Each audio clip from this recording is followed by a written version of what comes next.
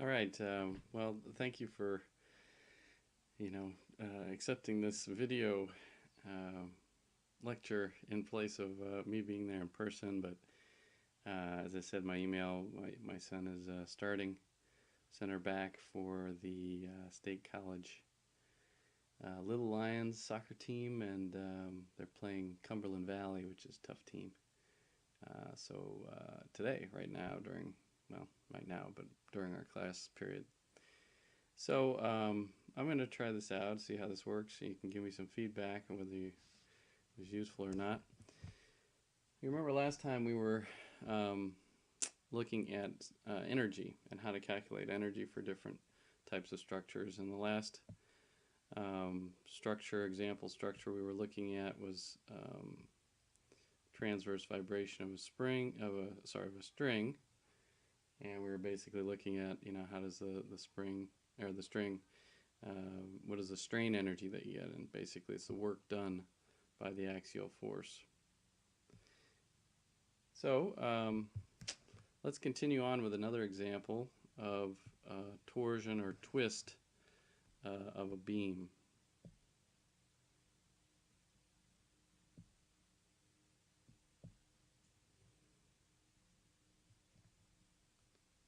So this would be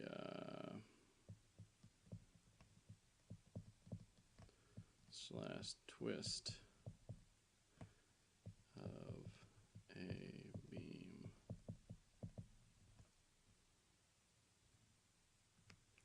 So in this case, you're talking about something that is typically a circular cross-section, although it could have a non-circular cross-section, some sort of a rod, something like that.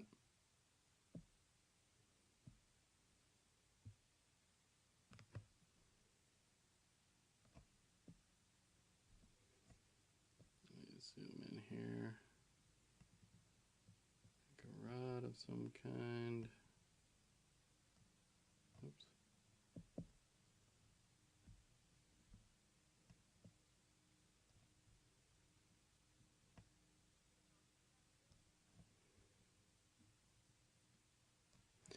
And so this rod has a rotation angle associated with it. So if you look at kind of coming out here, some reference position, and then the rod itself gets twisted through some rotation angle here. We'll call this theta of x and t. And our x-axis in this case is running down the length of this rod here, kind of a center line. So this is our x-axis.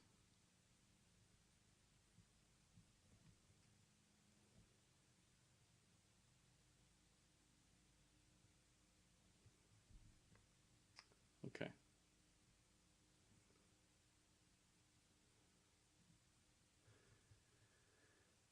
All right.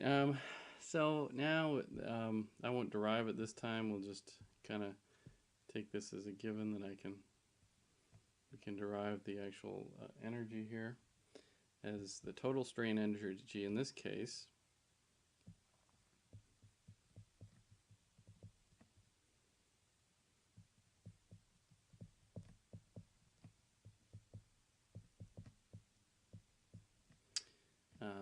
Again, using the variable v, is going to be an integral just like before, 1/2 the integral from 0 to L of g times j, shear modulus times the polar area moment of inertia, theta prime squared dx.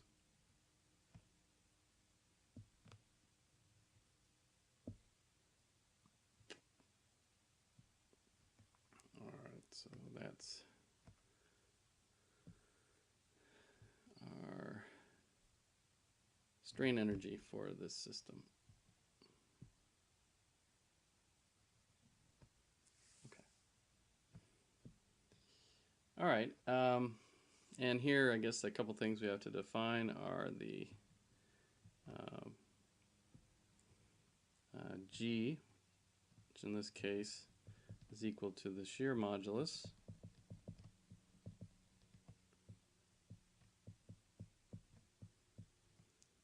and that has units of Newton per meter squared, and we also have J, which is equal to the polar area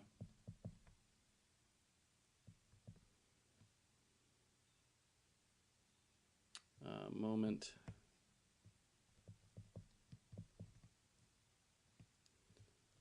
of inertia,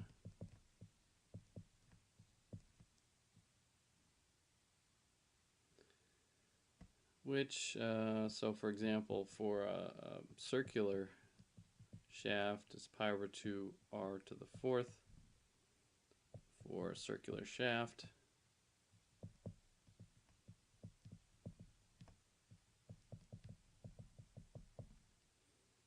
And it has units of meters to the 4th.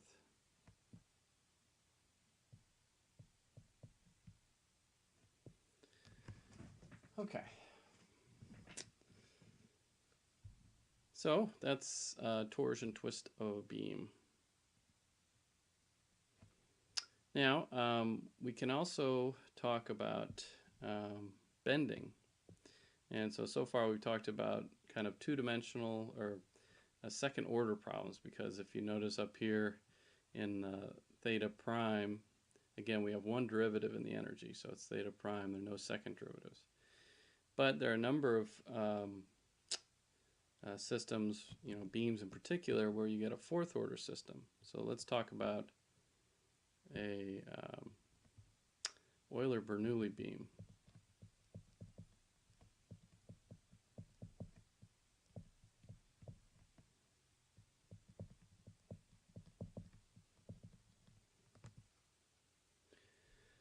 And of course, beams are all over the place.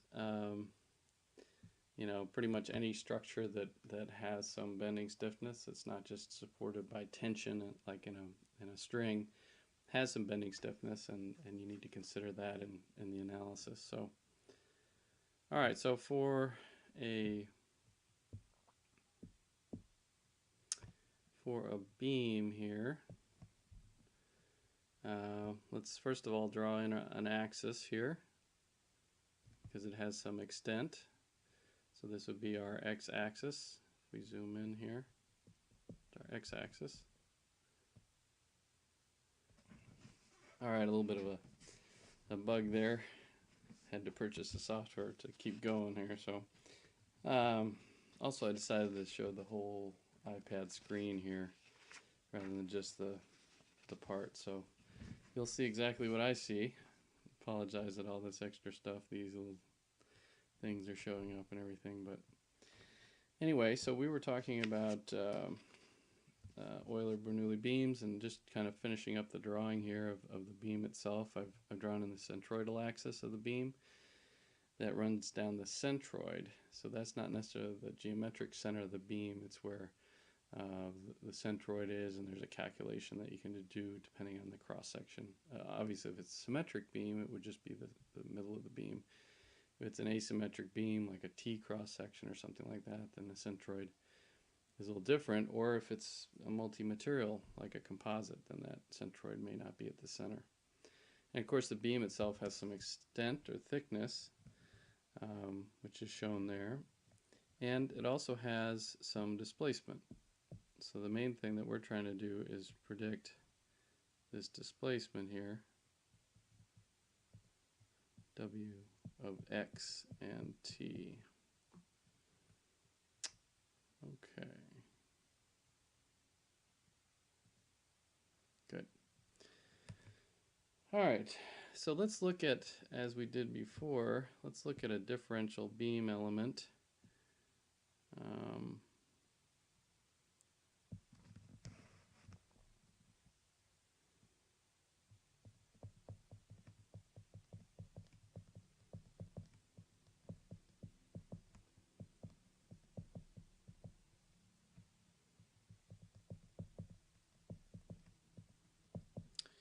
All right, so differential beam element. We just take a little chunk out of that beam along the x-axis that has some extent dx, and we're going to make some assumptions here about how the moment and curvature are related. So we're going to assume there's a linear moment curvature kind of slash curvature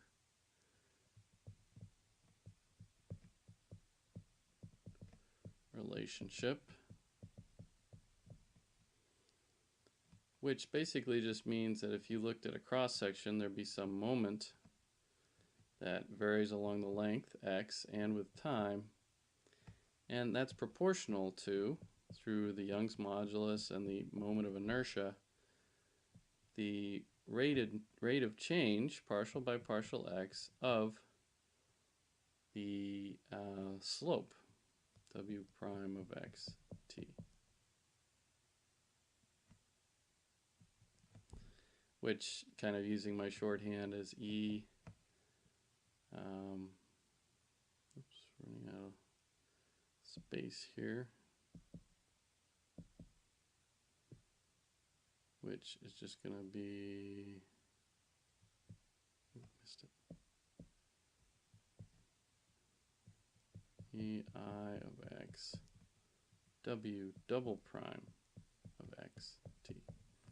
So this is what you call a moment curvature relationship. All right, so we can kind of say this w double prime is sort of like the curvature .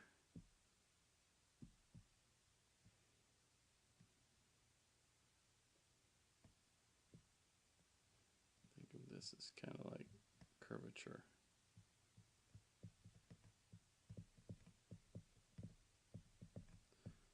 That's typically shown with a kappa. All right, so let's draw this little differential element, and okay,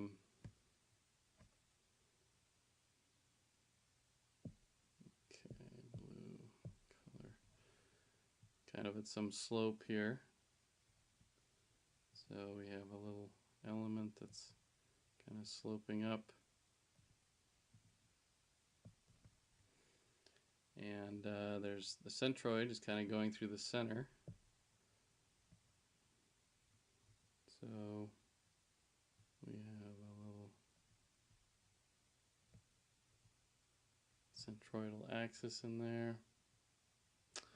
You have some angle of that and some displacement relative to, let's just give ourselves another x-axis down here. So if we're going to look here, this is our x-axis. We have some extent here, which is our dx.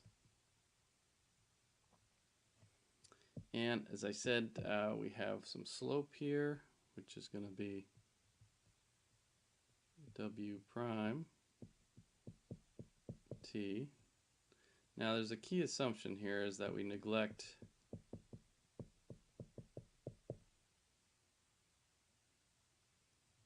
shear. That's a key assumption in an Euler-Bernoulli beam model. Not sure what's going on with that flashing business, but anyway. Okay, so what else do we have? The other thing we said there's a moment. So if you zoom in on this cross section, there's a moment acting on, or this little element here, this moment on each end, m. Now we also are going to do kind of the same assumptions we've had on sort of all these models so far, which is we're going to assume small angles, and if I haven't said that already, that's a key assumption. Okay, so this is kind of the layout of a differential element there. And if you actually go ahead and say, all right, what is the energy, strain energy in that differential element?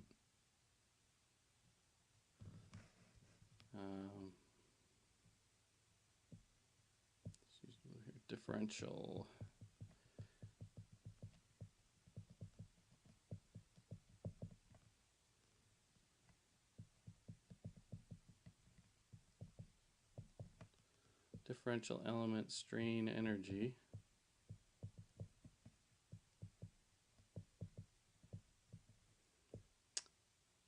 is equal to kind of this dV. We're going to integrate over the volume, and again, in this case, like the other ones where your moment is proportional to the curvature, you actually have to do some kind of integral over the curvature. So if you integrate over the curvature of this m d curvature, because it varies, we get the integral over the curvature of e I k dk, since the moment depends on the curvature, which comes out to be 1/2 e I k squared. Alright, so that's the energy in this little differential element under Euler-Bernoulli beam theory. So if we then go ahead and kind of integrate that up, maybe on the next page here, we can get the total energy, the total strain energy for this Euler-Bernoulli beam.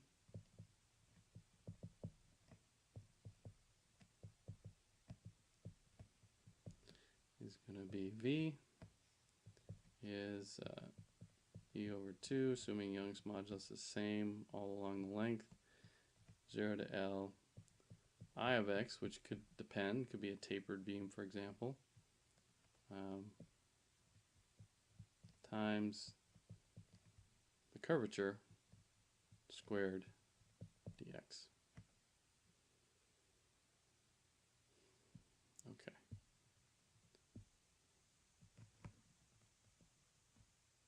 So there's our energy for the Euler-Bernoulli beam. Now, the assumption of negligible shear is a good one if you have a thin beam, where the beam itself is not very thick.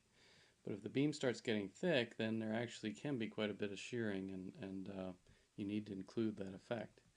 And that's where the Timoshenko beam comes in. So let's talk about the Timoshenko beam.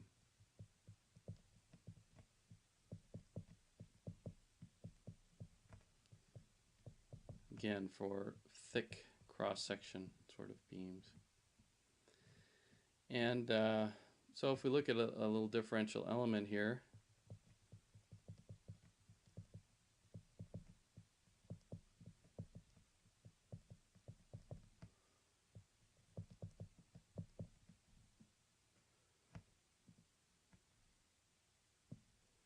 again, it's going to look very similar to the one on the previous slide.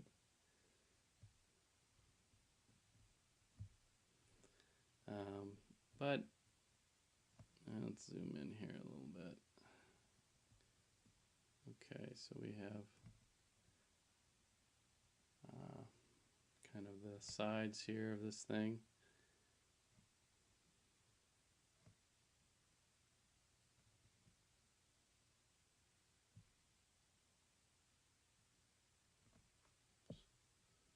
So a little over like that. Okay.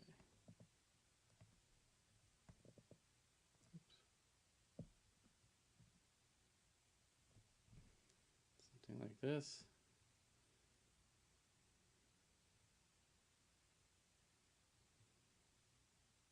So again, you have some centroidal axis kind of running through here.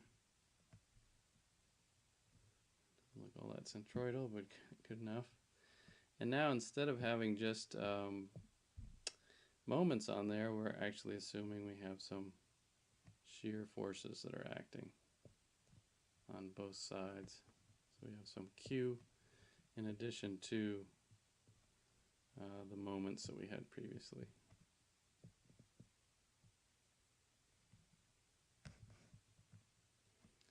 So again, this is the centroidal axis, same as before.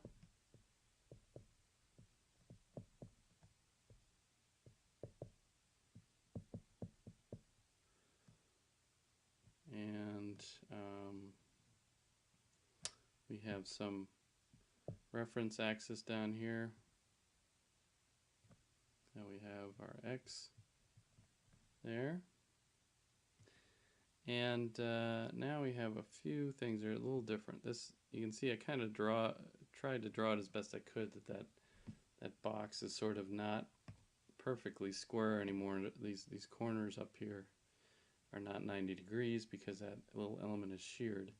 So there's, if you think about variables for this model, there's some angle here, which we'll call psi, x and t. There's a displacement up to the centroid called w of x and t, same as before. And we're also going to kind of try and relate this to the overall angle here, which is going up to the centroidal axis. Extend that out a little bit.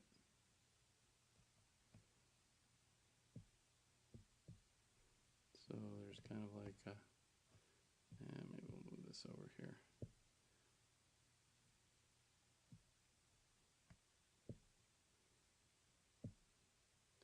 All right, so let's say, oops, red done, okay.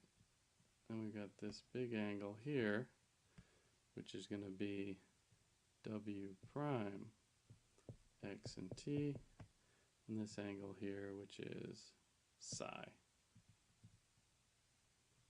Also a function of x and t. It's getting a little tight in there. Okay, so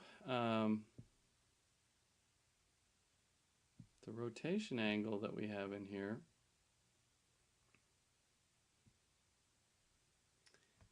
and maybe there's a little more room over here. This psi, no, let's use blue. Okay, psi of x and t is sort of the rotation angle.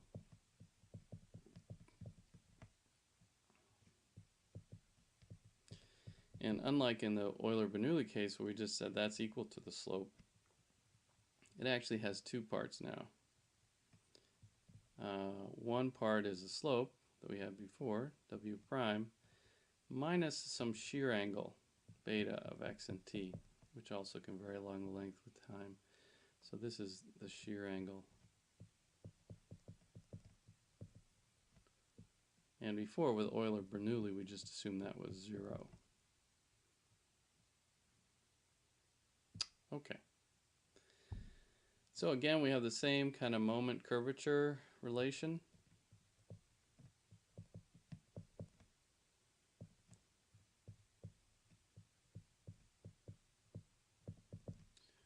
And where we say, well, m of x and t is proportional through ei of x psi prime of x and t. Because the curvature now has this shear factor kind of thrown in, so we have to be careful. And we also get a relationship between shear and shear strain. So I'll just call that the shear relation that we're using. Again, a linear sort of stress-strain relationship. In this case, the shear force, Q of x and t,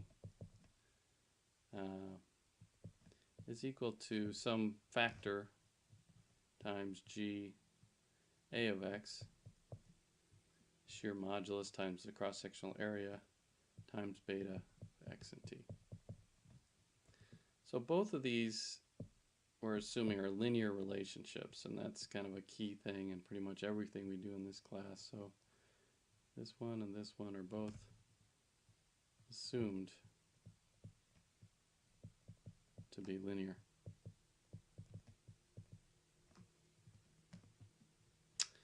Okay, and the only thing that we haven't talked about before is this K prime, where this K prime is called the radius of gyration. Okay.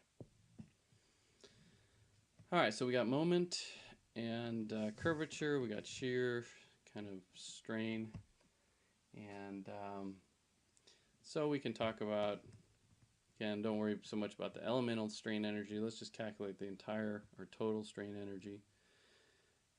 For this case, we know it's going to be an integral along the length.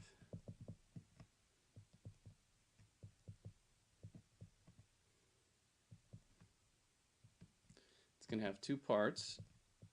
1/2 the integral from 0 to L of the same moment times psi prime, so that's the same term we had before, plus a new term,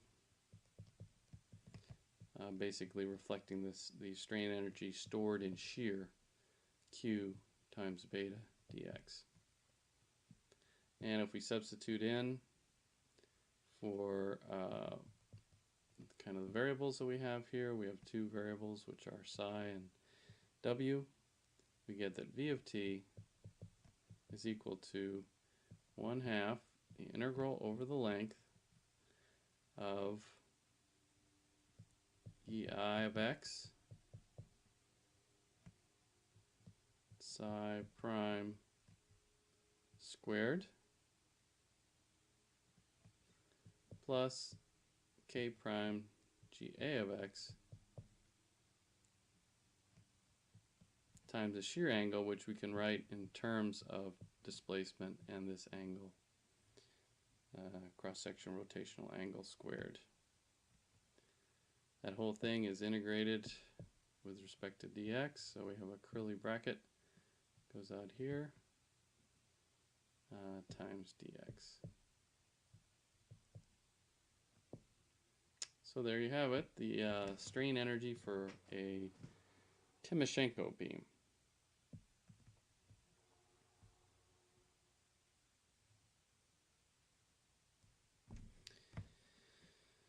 All right, I wanted to, we kind of skipped over this real quickly, but I wanted to at least talk about, the assumptions that are inherent in beam theory, kind of for both of these beam theories.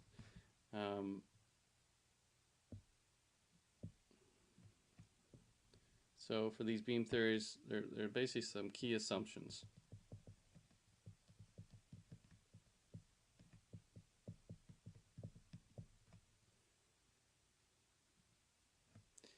Of beam theory.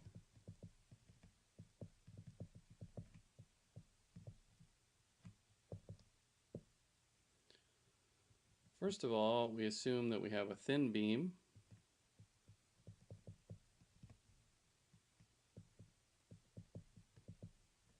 In other words, the thickness is much less than the length. And really this assumption is a little stronger for, or kind of even more so for Euler-Bernoulli compared to Timoshenko.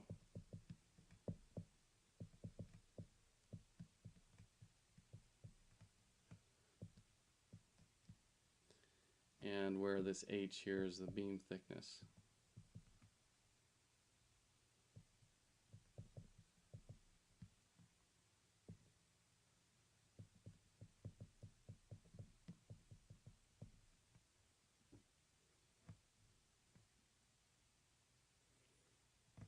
Okay, that's the first assumption. Second assumption is that the magnitude of the displacement is the same order of as the thickness. And so that basically is this linearity assumption. You assume that the displacement is not very large, but it's that's kind of really taking it to the limit. I would say if you were looking at, say, I'd say it's still okay for, reasonably good for W on the order of 10 times the thickness. But you start to get much more than that, and other effects come into play. Certainly the rotation angle.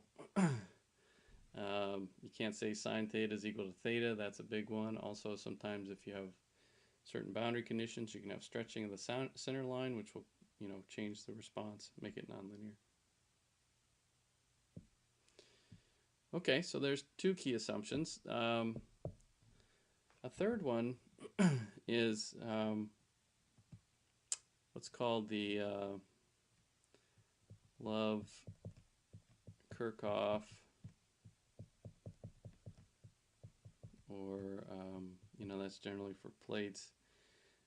But if you're looking at a cross section of one of these beams, basically what you have is you have something that's bent like this.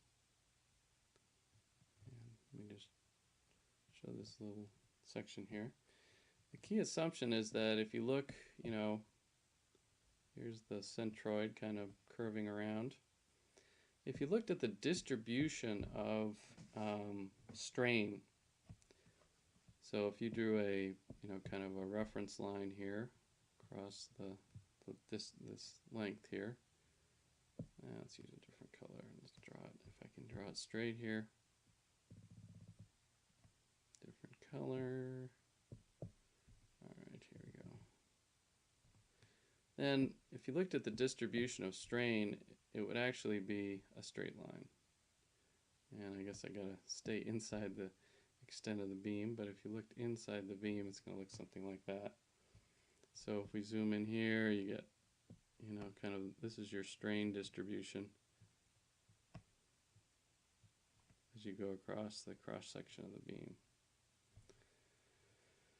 So this right here, we assume is a straight line.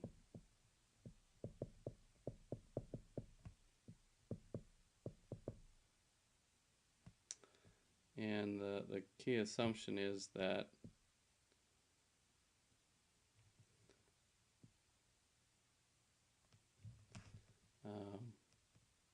plane sections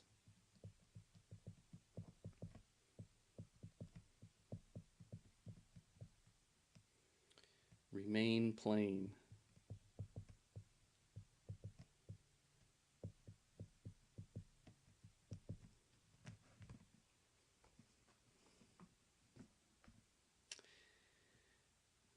The sections on the beam remain plane, which just means that you're not seeing distortion of that cross section as you bend the beam, or even in a plate. You don't want to see some kind of distribution, a curvy distribution of strain. And it's a reasonably good assumption if you have, beams that are not too thick. And finally, one of the assumptions we kind of made that we haven't really stated, but should, is that these are all longitudinally stiff.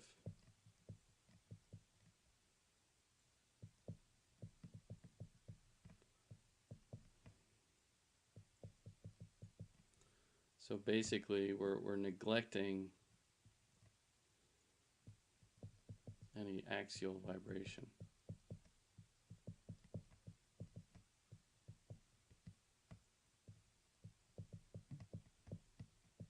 I mean, typically when you look at a beam and you think about, okay, if I excite this thing axially, the vibration frequencies are going to be very high. So on a spectral separation argument, you could say, we really don't need to worry about that. Of course, on the other hand, you say, well, the stiffness is very high in the axial direction, so wouldn't the strain energy be higher?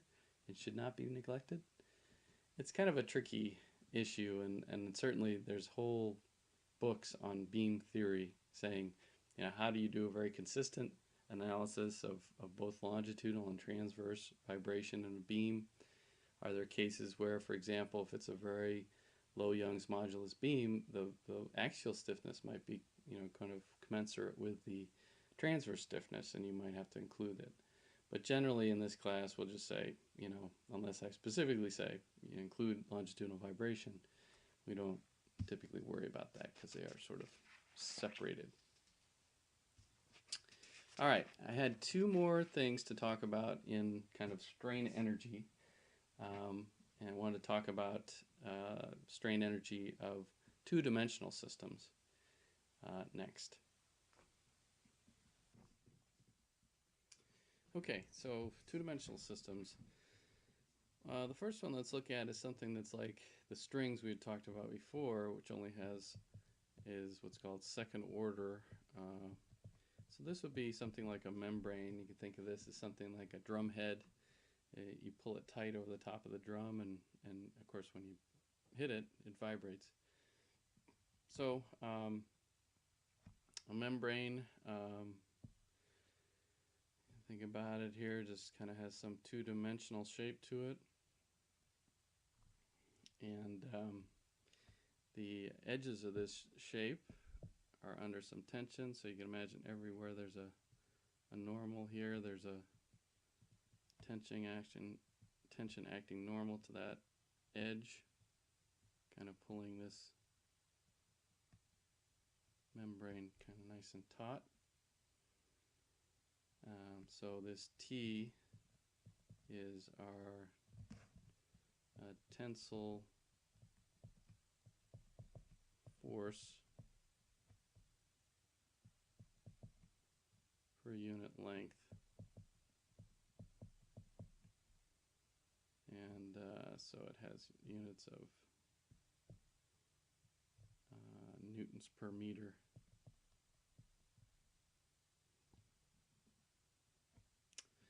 Okay, so that's sort of the setup.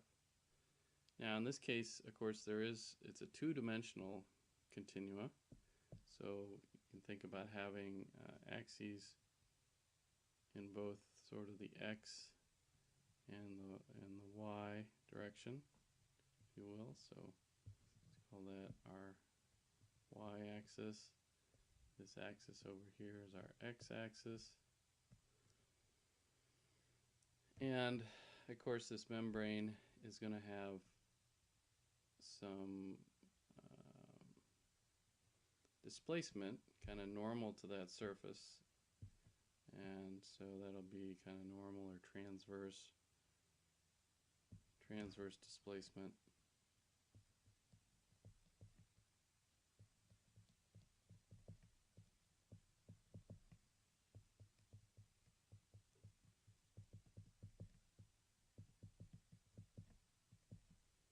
Is W of X,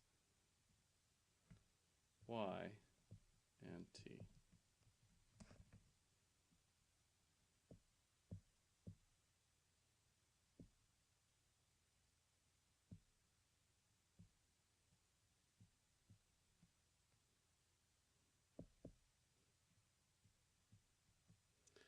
Okay.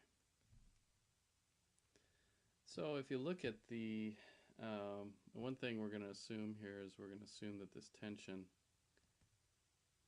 is uniform. That's just a simplifying assumption. In practice, you have an in-plane strain problem to solve to kind of figure out what that in-plane stress and strain are. And that's kind of beyond the scope of this class, but you can imagine if you had a spinning plate where it's being centrifugally stiffened, then there's some in-plane forces that depend on, for instance, radius. So things can get more complicated.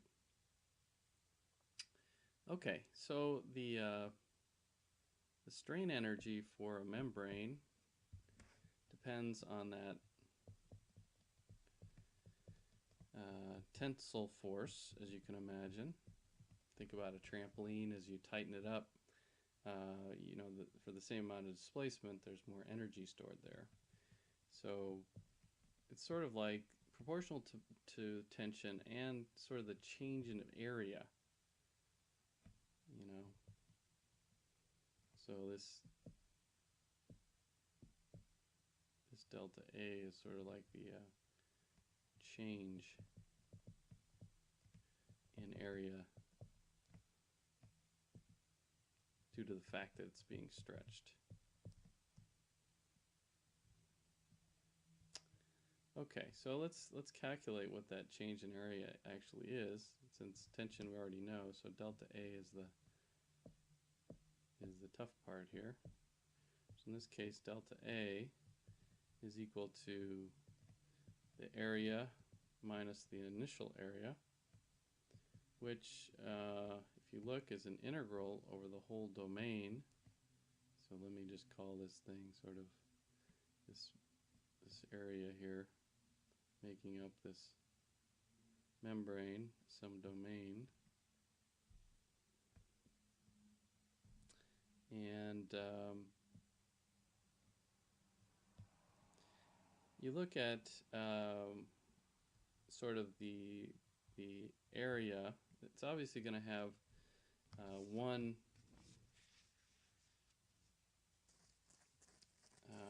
the original area plus any slopes that you have. So you can think of, remember how we had sort of this term 1 plus w sub x squared, kind of depended on how much that cross section had rotated, and there'd be a shortening effect, and that shortening effect would reduce the length or the area in this case. And now we got a two-dimensional problem, so it's kind of the same in both directions, and just kind of by the square root. So you're kind of looking at the same as we had a triangle before, and we used Pythagoras' theorem, the square root of, kind of the hypotenuse minus the sides kind of idea. This is now kind of the area once that little surface area element has been rotated and stretched. And just so you understand my convention here, my convention is that this w comma x is actually partial w by partial x. And of course it's squared in this case, and w sub y is partial w partial y. And sometimes I'll just say wy without the comma. And also we got to realize that we're integrating with respect to both dx and dy in this case. There's two different. Now the original area is nothing but the integral over that same domain of dx times dy. That's kind of the definition of area. So you can kind of see that this one over here in this integral is going to kind of cancel that one over there if you do an expansion. And in fact, if you say, okay, wx and wy are small, this comes out to be approximately equal to 1/2 the integral over the domain of w comma x squared plus w comma y squared dx dy. And accordingly, we get that the total energy,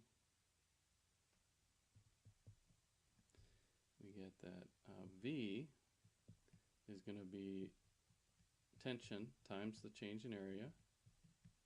So change in area is just w comma x squared plus w comma y squared dx dy.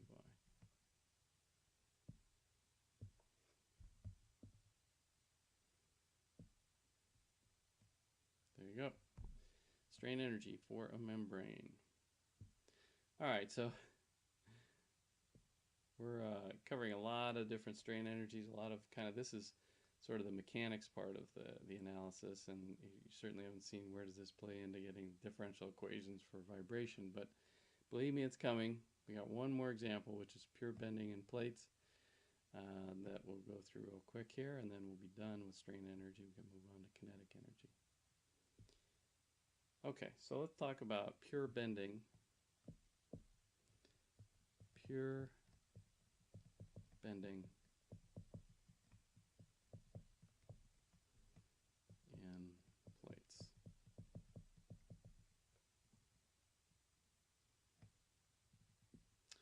So again, we're talking about bending. It's kind of this moment curvature relationship. And now you have curvatures in two direction because it's a two-dimensional continua. So you can think about curvatures sort of WXX and WYY. Those are kind of the two curvatures that are involved in bending a plate. So again, let's draw a little picture here of what we're talking about. We have sort of an XYZ.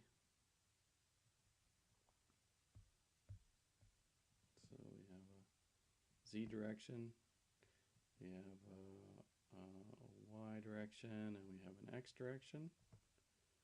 So let me just kind of zoom in and write those axes. Y and Z. So even though we're calling this a two-dimensional continua, of course it has three directions.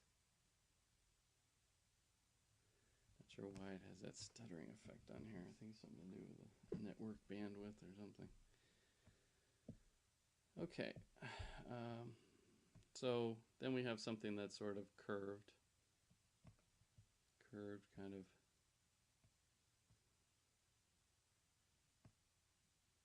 piece of plate, has some thickness to it. So we get sort of this kind of thing and this kind of thing going over here, our plate.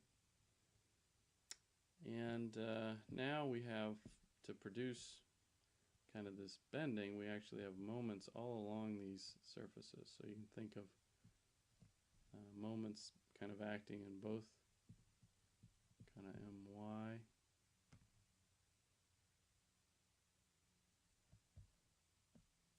and MX.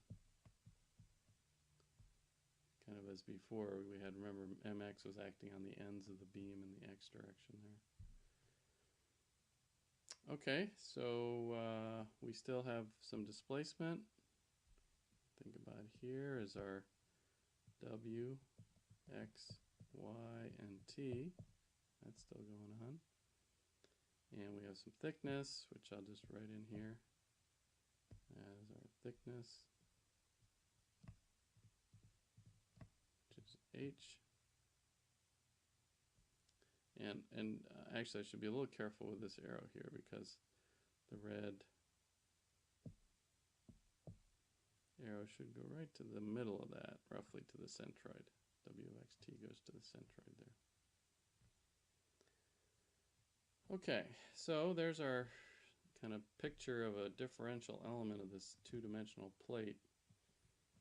And as I mentioned before, you have two curvatures. You have curvature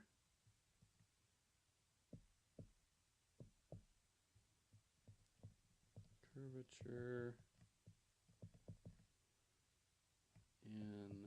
the XZ plane,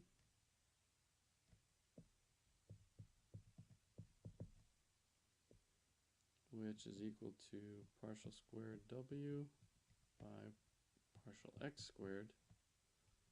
And, you know, my shorthand notation, that's just going to be W comma XX. And then we have curvature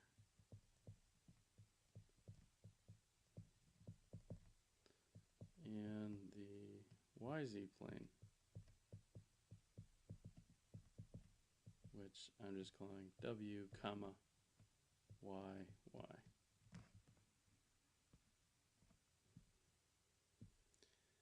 Now the assumption we make is, we assume linear strain distributions.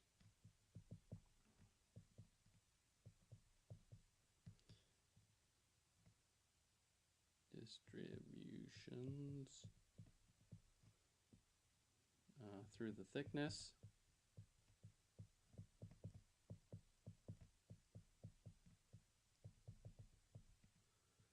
Which just means that your strain in the X direction depends on Z times W comma XX, linear kind of strain distribution, and similar for the strain in the y direction, that's just going to be z w comma y y. So remember how I'm drawing those straight lines across the cross section? You know, in both these cases, z is equal to 0 at the centroid. Let's do this a little better here. Z equals 0 at the centroid. So what you get is you get this linear distribution of strain across the thickness of the plate. Okay. So we can go into a little bit of analysis here, and I kind of was curious. It's not really in our book, and there's some other references that you can get out of the books that are on the reference list that have more details on how this is derived. But I thought I'd just kind of go through sort of how the strain energy is derived for a plate. And, you know, we're following the same steps that we did before with beams, but maybe a little more detail here, just because I'm, you know, kind of interested, curious about it, so I wanted to kind of flesh this out a little bit more. So let's look at Hooke's law. Basically, this is the same thing that I've been calling kind of these linear moment curvature relationships, or sorry, not Hooke's law is more like linear stress strain. So for Hooke's law, you have, you know, the stress in the x direction is just going to be E z, you know, 1 minus nu squared. Now remember, with two-dimensional stuff, you get the fact that there is some Poisson's ratio effects, because when you pull in one direction, it contracts in the other, so the energy is related in that manner. And it really depends on both the curvature in the strain direction, or the strain in the x direction, and the curvature in the y direction, because when you pull in the y direction, you actually get contraction in the x direction. So this is kind of the standard Hooke's law for a 2D kind of system, where you have, you know, we have assumed sort of this linear distribution of strain. And similarly, if you look at sigma y, it's just the mirror effect. You got Young's modulus times distance across the thickness, 1 minus v squared, and again you have this kind of square bracket, w comma y minus xx. And again, we don't assume, there's no stress or strain across the thickness in the z direction, so we don't have to worry about that. Then we look at external moments, these mx and my that I was showing you on the drawing there. And again, we're going to get a linear, well, first of all, we can relate the moment, mx, is basically just an integral across that cross section from minus h over 2 to h over 2 of the stress times z, right? A moment is kind of a force times distance times dz, so this relates moments to stresses. And we also know that that moment is related to the curvatures, comma xx plus nu w comma y. And let me just put in up here that this is Poisson's ratio.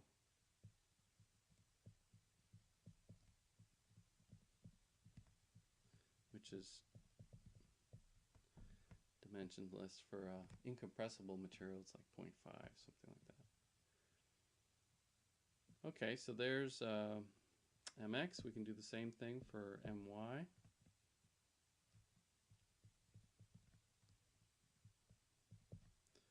We get the integral from minus h over 2 to h over 2 across the thickness of sigma y z dz.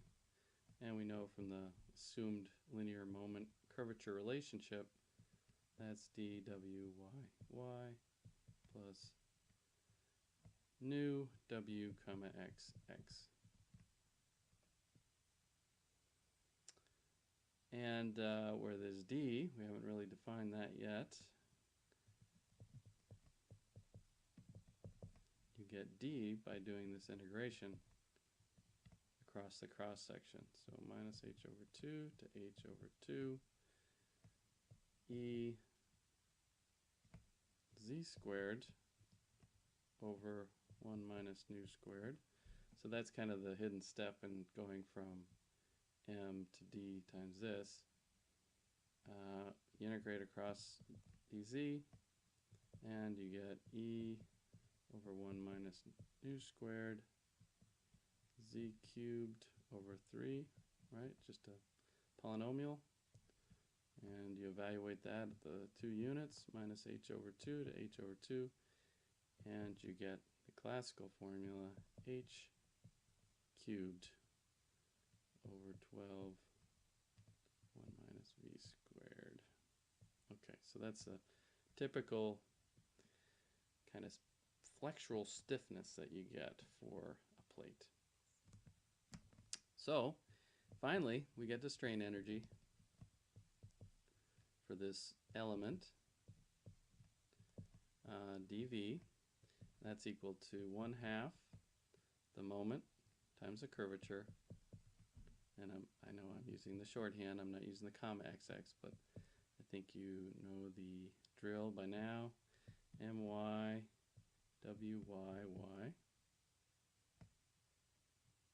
And that whole thing has the 1/2 in front of it because of the fact that the moment is proportional to curvature. So you only get half the area under the, the area under the curve is half of that.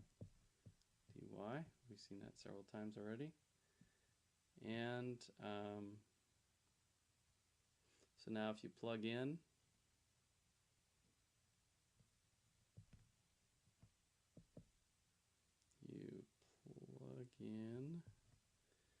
for the moments, you get d over 2 times wxx from the first term times wxx plus nu wyy plus wyy, the second term, times wyy plus nu wxy, xx dx dy, and that simplifies to d over 2 times wxx squared plus 2 nu wyy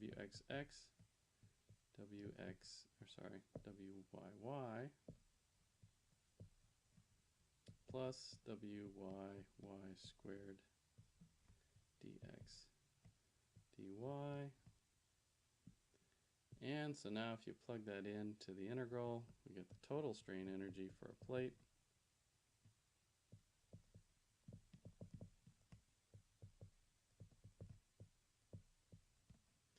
Which we've been calling V, which is equal to d over 2 double integral over the domain of interest times wxx squared plus 2 nu wxx wyy plus wyy squared dx dy. All right, there we are, the last, most complicated formula for strain energy.